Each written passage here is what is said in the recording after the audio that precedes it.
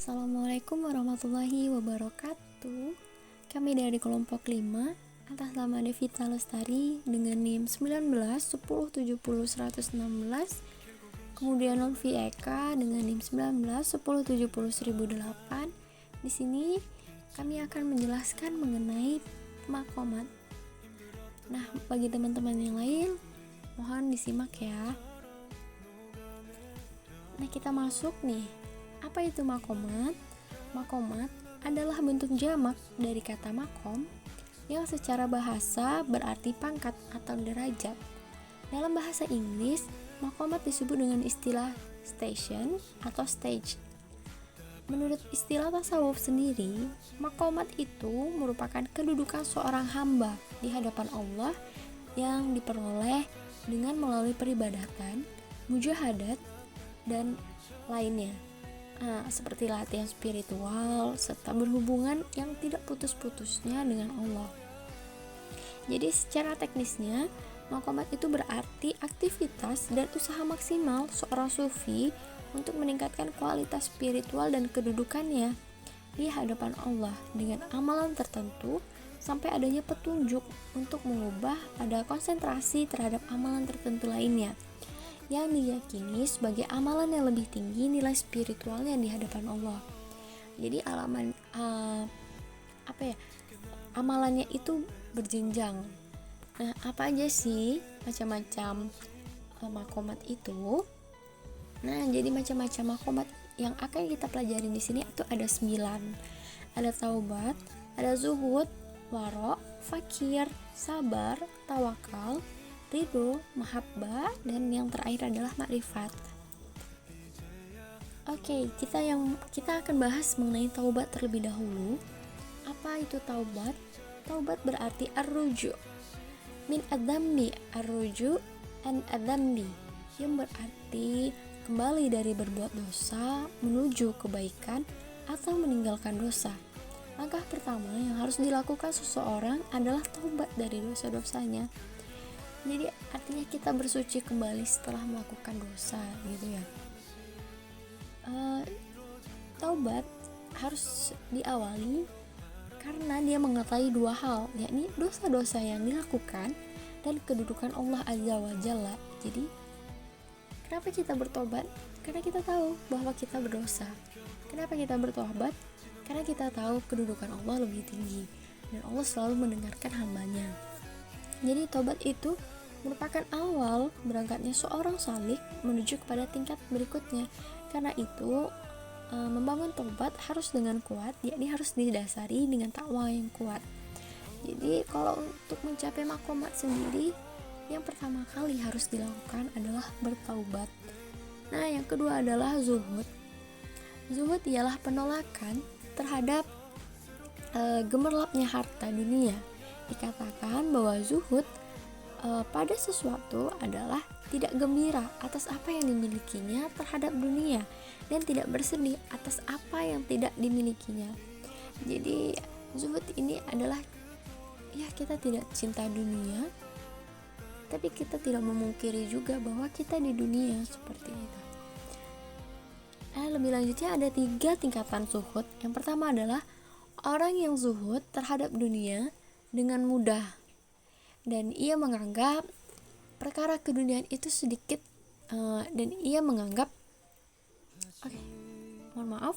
yang pertama adalah orang yang zuhud terhadap dunia padahal ia suka padanya. Jadi kenapa hatinya itu condong dan nafsunya itu selalu menoleh kepada dunia.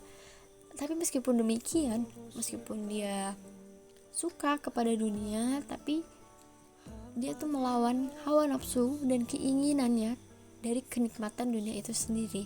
Nah, orang-orang ini tuh biasanya disebut dengan mutazahid, yaitu orang yang berusaha untuk hidup secara zuhud gitu. Yang kedua adalah orang yang zuhud terhadap dunia dengan mudah karena ia menganggap terhadap perkaraan dunia itu sedikit sekali manfaat dan gunanya. Jadi ia menginginkan dunia, tapi dia berpikir bahwa sebenarnya manfaat dan kegunaannya itu sedikit. Nah, karena ia melihat kezuhudannya dan akhirnya dia berpaling. Orang yang berwawasan seperti ini sama halnya dengan mereka yang merelakan uangnya 1 dirham contohnya untuk memperoleh ganti 2 dirham. Jadi kalau misalnya kita merelakan uang 100.000, nah kita minta ganti untuk dapat 200.000 gitu ya. Nah yang terakhir adalah orang yang zuhud terhadap dunia, terhadap kezuhudannya, yaitu dia tidak merasa bahwa dirinya telah menanggalkan jubah keduniaannya. Jadi orang yang demikian setingkat dengan orang yang meninggalkan tembikar dan memungut intan permata. Disebutkan oleh Sufyan Ats-Tsauri, dia mengatakan bahwasanya zuhud terhadap dunia adalah membatasi keinginan terhadap dunia, bukan memakan makanan yang keras dan memakai baju yang kasar. Jadi tingkat yang lebih tinggi ya.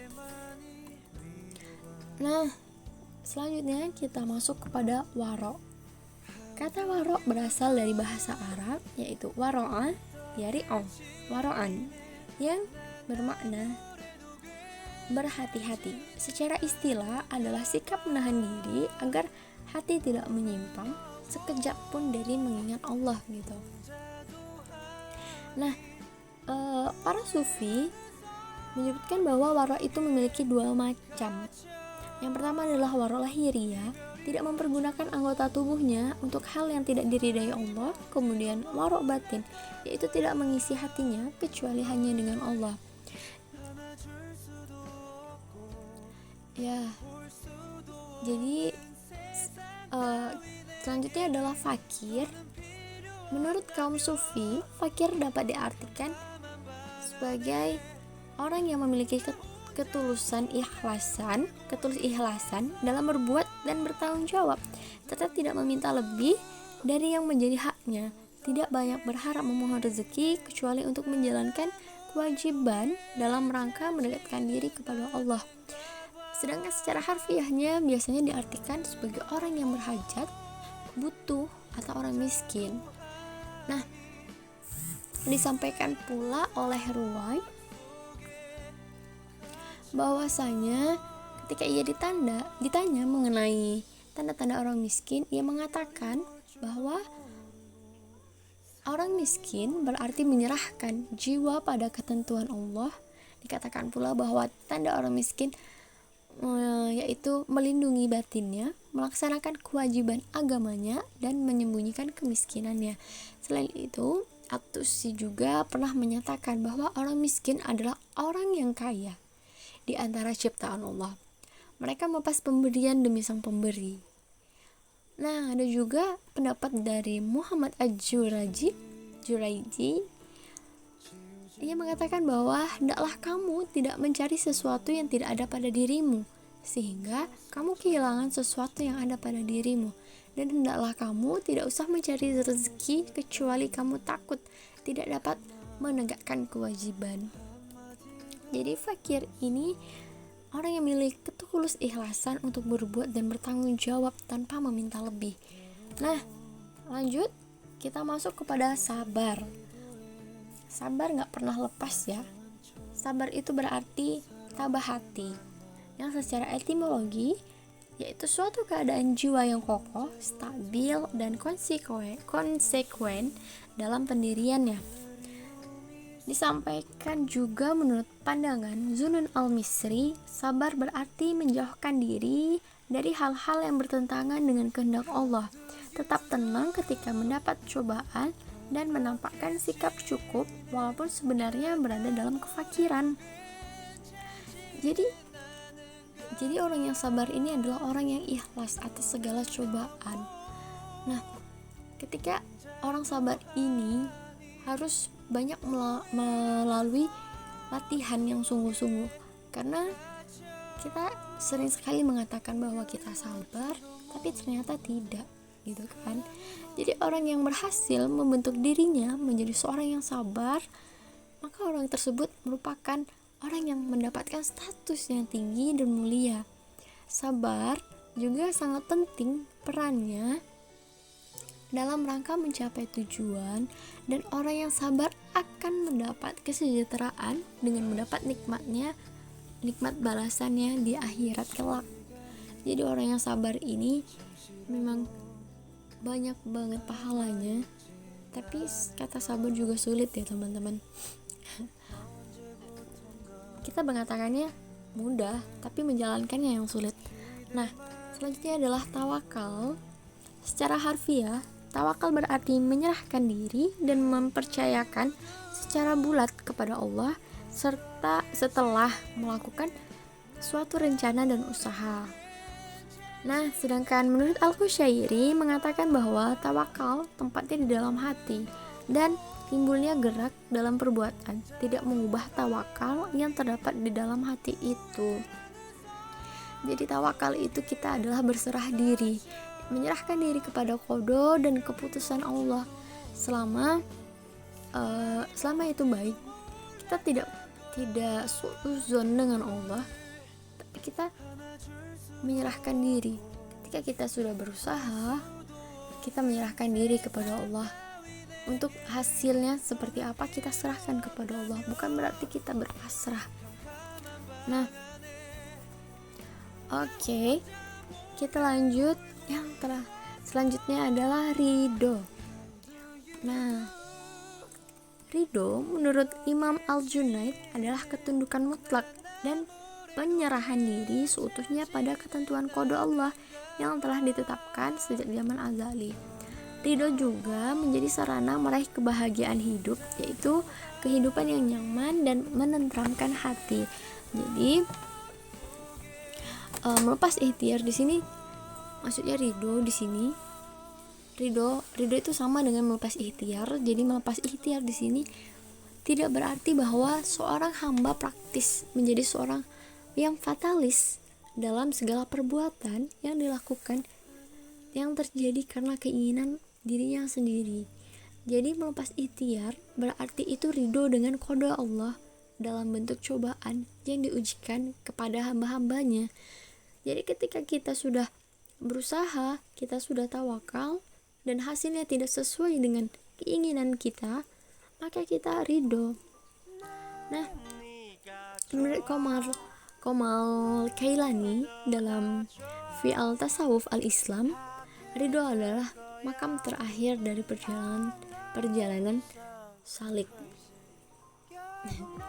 Karena ridho itu adalah sesuatu yang ada pada diri manusia untuk tidak banyak menuntut, tapi kita tuh berserah diri kepada Allah, melepas ikhtiar kita. Apa yang sudah terjadi kepada kita, kita menganggap bahwa itu baik, bahwa itu adalah qada dari Allah sendiri, seperti itu. Nah, kita lanjut, yaitu mahabbah. Al-hub atau mahabbah merupakan salah satu istilah yang selalu berdampingan dengan kata ma'rifat. Manifestasi dari mahabbah adalah tingkat pengenalan kepada Tuhan yang disebut dengan ma'rifat itu sendiri. Jadi al-hub mengandung pengertian terpadu seluruh kecintaan hanya kepada Allah yang menyebabkan adanya rasa kebersamaan dengan Allah. Dan di sini disampaikan pula oleh Al-Sarraj, mahabbah mempunyai 3 tingkatan. Yang pertama adalah cinta biasa, yaitu cinta seorang hamba yang selalu berzikir dan mengingat Tuhan. Yang kedua adalah cinta orang yang sidik, yaitu cinta seorang hamba yang kenal kepada Tuhan, pada kebesarannya, pada kekuasaannya, pada ilmunya. Dan cinta ini dapat menghilangkan takdir antara diri seseorang dengan Tuhan, sehingga ia dapat melihat rahasia-rahasia Tuhannya. Ia mengadakan dialog dengan Tuhannya dan merasakan kesenangan dengan dialognya tersebut. Nah, cinta tingkat 2 ini mampu menghilangkan kehendak dan sifat-sifatnya sendiri, sedangkan hatinya penuh dengan perasaan cinta dan rindu kepada Tuhannya. Jadi cintanya itu memang sebenar-benarnya cinta karena kita paham mengenai kebesarannya, mengenai kekuasaannya, mengenai ilmunya. Jadi ketika kita sudah mengetahui itu, maka kita enggan untuk berpaling. Nah, yang terakhir adalah cinta yang arif, yaitu orang yang tahu betul dengan Tuhannya. Jadi dia memang sudah mafhum benar-benar terhadap Tuhannya. Cinta ini timbul karena telah tahu benar-benar gitu. Yang dilihat dan dirasakan bukan lagi cinta, tetapi orang yang dicintai. Tetapi Tuhannya itu yang dicintai, yang dilihat. Akhirnya sifat yang dicintai itu, sifat Allah yang kita cintai itu masuk ke dalam diri kita yang mencintai. Paham mahabbah untuk pertama kalinya ini diperkenalkan oleh Rabi'ah al-Adawiyah. Ia lahir di Basrah pada 95 Hijriah dan meninggal dunia pada tahun 185 Hijriah. Jadi menurut beliau, al-hub adalah kerinduan dan pasrah pada Allah, seluruh ingatan dan perasaan kepada Allah. Tujuannya yang wajar dan sewajarnya dicintai ialah Allah. Agar dapat sampai kepadanya, seorang sufi harus lebih dulu mendidik dirinya untuk mencintai keindahan alam. Jadi mencintai itu tidaklah mudah. Sebelum kita mencintai Tuhan, kita harus mencoba untuk mencintai alam. Ketika ada sampah, kita buang di tong sampah. Kemudian ketika kotor kita sapu. Kemudian tanaman kita siram. Seperti itu ya mungkin teman-teman. Nah, terakhir nih adalah makrifat. Jadi dalam istilah tasawuf sendiri, makrifat berarti pengetahuan yang sangat jelas dan pasti tentang Tuhan yang diperoleh melalui sanubari. Sedangkan dalam sejarah diketahui bahwasanya Al-Misri adalah orang pertama yang menganalisis makrifah secara konsepsional.